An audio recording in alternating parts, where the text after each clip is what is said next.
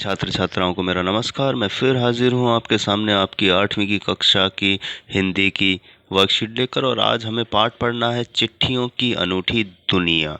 इसका कुछ हिस्सा हम पहले की वर्कशीट में भी पढ़ चुके हैं। कक्षा आपकी 8 है, आपको यहाँ अपना नाम लिखना है और हमारी वर्कशीट नंबर है 12।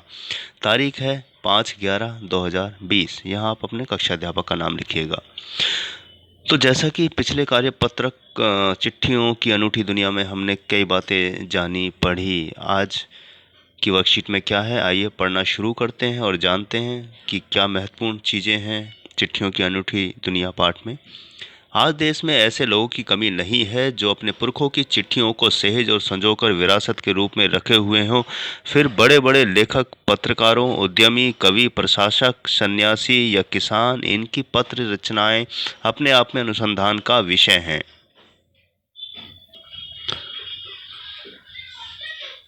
अगर आज जैसे संचार साधन होते तो पंडित नेहरू अपनी पत्नी पुत्री इंदिरा गांधी को फ़ोन करते, पर तब पिता के पत्र पुत्री के नाम नहीं लिखे जाते जो देश के करोड़ों लोगों को प्रेरणा देते हैं। पत्रों को तो आप सहेज कर रख लेते हैं, पर एसएमएस संदेशों को आप जल्दी ही भूल जाते हैं। कितने संदेशों को आप सहेज कर रख सकते हैं? तमाम महान हस्तियों की तो सबसे बड़ी यादगार या धरोहर उनके द्वारा लिखे गए पत्र ही हैं। भारत में श्रेणी में राष्ट्रपिता महात्मा गांधी और सबसे आगे रखा जा सकता है।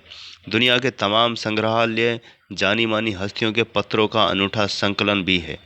तमाम पत्र देश, काल और समाज को जानने समझने का असली पैमाना है। भारत में आज़ादी के पहले महासंग्राम के दिनों में जो कुछ अंग्रेज अफसरों ने अपने परिवारजनों को पत्र लिखे, वे आगे चलकर बहुत महत्व की पुस्तक तक बन गए।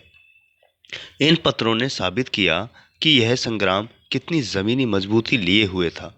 महात्मा गांधी के पास दुनिया भर से तमाम पत्र केवल महात्मा गांधी इंडिया लिखे आते थे, और वे जहाँ भी रहते थे वहाँ तक पहुँच जाते थे। आज़ादी के आंदोलन की कई अन्य दिग्गज हस्तियों के साथ भी ऐसा ही था। गांधी जी के पास देश दुनिया से बड़ी संख्या में पत्र पहुँचते थे, पर पत्रों का जवाब देने के मामले में उनका कोई जोड़ नहीं था। कहा जाता है कि जैसे ही उन्हें पत्र मिलता था, उसी समय वे उसका जवाब भी लिख देते थे। अपने हाथों से ही ज़्यादातर पत्रों का जवाब देते थे। जब लिखते लिखते उनका दाहिना हाथ दर्द करने लगता तो वो बाएं हाथ से लिखने में जुट जाते थे। महात्मा गांधी ही नहीं, आंदोलन के तमाम नायकों के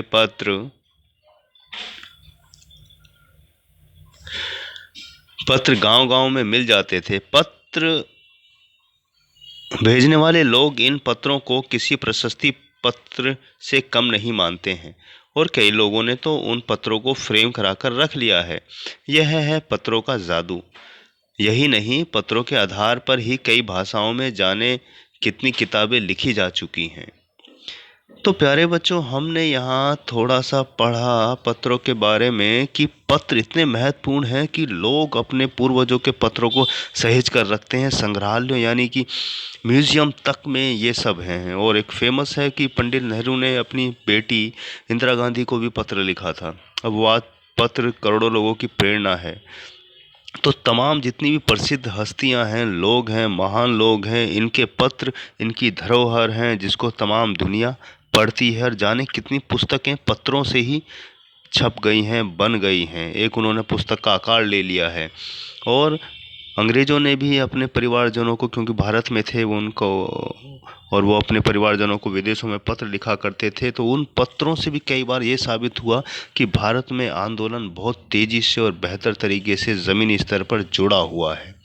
तो आपने देखा कि पत्रों का कितना बड़ा महत्व। और ख़ास बात देखिए कि गांधी जी के पास दुनिया भर से पत्र आते थे, और केवल क्या लिखा होता था, महात्मा गांधी इंडिया, यानी गांधी इंडिया। और वो जहाँ भी होते उनको पत्र पहुँच जाते थे। गांधी जी प्रसिद्ध आदमी थे ही, दूसरा उनका नेटवर्क भी बहुत तेज़ था। भले ही संचार के साधन उतने मजबूत नहीं थे, लेकिन पत्र अंततः उन तक पहुंच ही जाते थे। और हर पत्र का जवाब गांधी जी खुद ही लिखते थे। जब सीधे हाथ से लिखते लिखते थक जाते थे तो उल्टे हाथ से वो लिखना शुरू करते थे, और ज़्यादातर खुद ही जवाब दिया करते थे। और महात्मा गांधी ही नहीं, आंदोलन के तमाम हीरो जितने भी थे गांव-गांव में मिल जाते। तो पत्र भेजने वाला इन पत्रों को किसी प्रशस्ति यानी प्रशंसा पत्र से कम नहीं समझता था।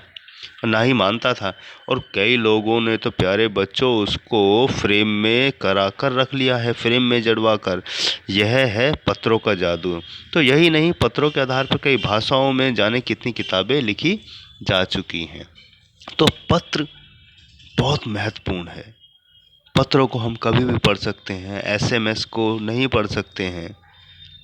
तुरंत आप भेज दीजिए, वो पढ़ेगा और डिलीट कर देगा या कितने दिन तक रखेगा।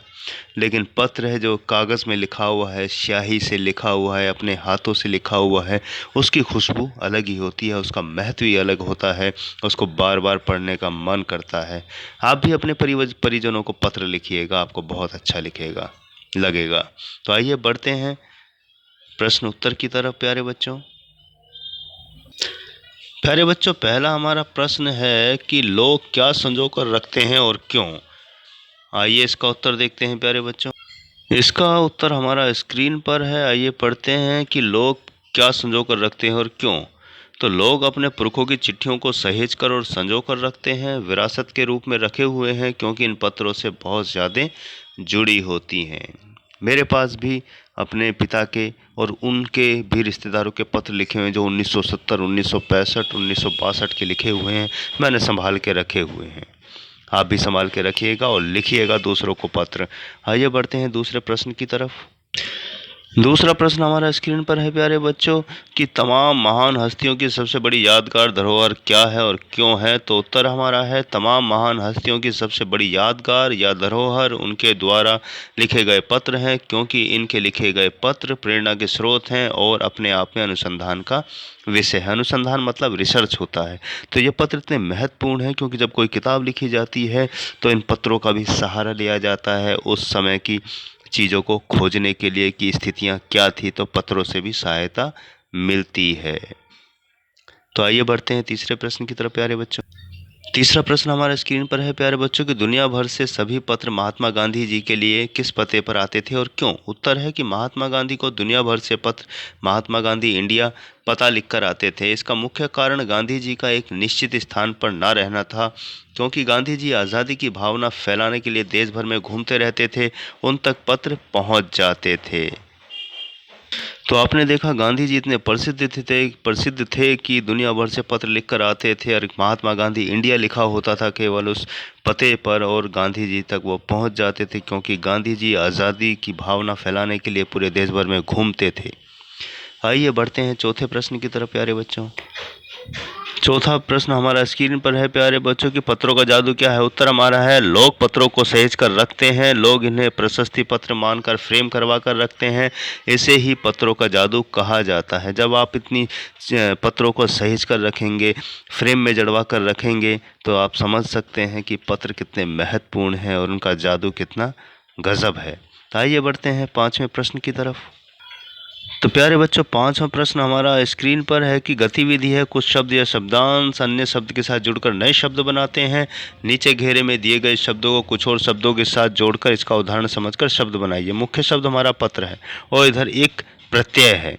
तो पत्र को जोड़कर नया शब्द बनाना है, कुछ भी शब्द इसके साथ जोड़कर नया शब्द बनाइए जिसमें पत्र होना चाहिए।